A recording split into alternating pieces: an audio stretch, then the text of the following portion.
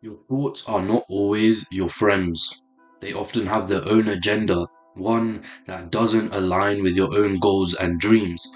After this video, you'll have the tools to take control of your thoughts, but only if you apply what I am about to share. Think of your mind as a garden. Thoughts are like seeds which constantly fall in.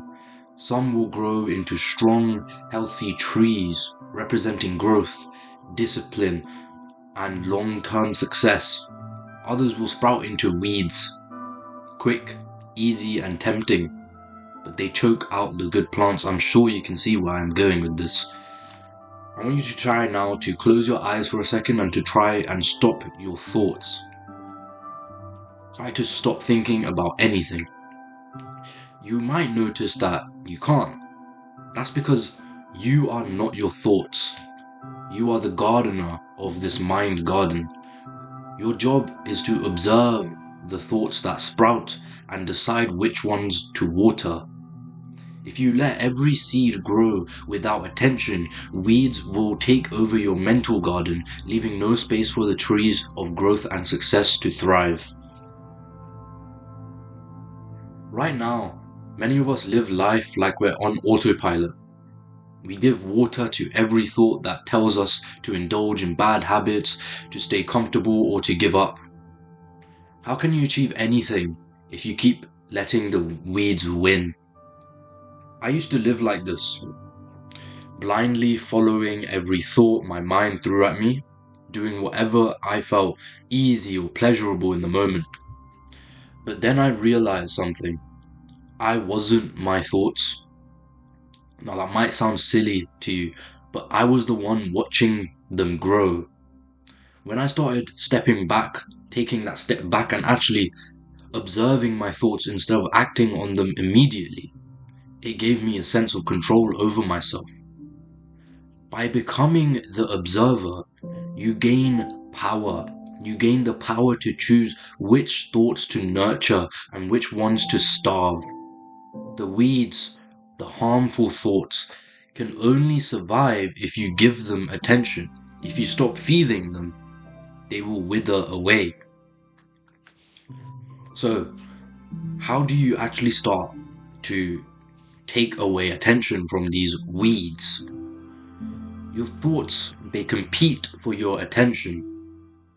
These weeds, those impulsive, comfort-seeking thoughts, they want to keep you stuck. They don't care if you're broke, unhealthy, or unhappy, as long as you stay in a comfort zone. But the trees, on the other hand, that I mentioned earlier, they represent the best version of you. They need effort, time, and care to grow. The problem is, the weeds are persistent. They'll disguise themselves as harmless or even helpful thoughts to trick you into feeding them. The first step is to recognize how serious this battle is. Every time you choose to feed the weeds, you make it harder to escape their grasp. Now, not every thought deserves your attention. Remember that. You need to start identifying which ones are weeds and which ones are trees. A good rule of thumb, ask yourself, where will this thought lead me if I act on it?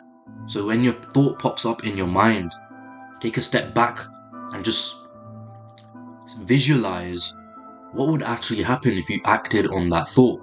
For example, with me, when I used to watch adult content, the thought wouldn't start with go watch porn. It would start with something small, like scrolling through Reddit or Twitter. It would do something at first you think is harmless. You know, you get that thought in your mind, like, boom, okay, let's go scroll on Reddit. And then the more you give in to these thoughts, the more closer the weeds, the bad thoughts get you to this comfort or this pleasure, this instant gratification. The weeds in this situation, the bad thoughts, they play the long game. They string together a bunch of small thoughts until you are exactly where they want you. You have to learn to spot these traps early. It takes time, but the more you practice identifying these harmful thoughts, the better you'll be at pulling them out before they take root.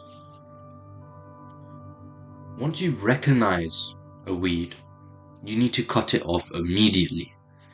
The best way to do this is by shifting your focus.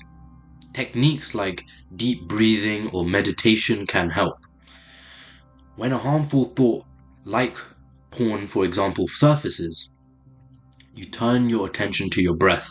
Feel the rhythm of your breathing. You might notice other thoughts creeping in, and that's normal. Simply acknowledge them, let them go, and return to your breath. Be in the present moment. Take that step back from your thoughts.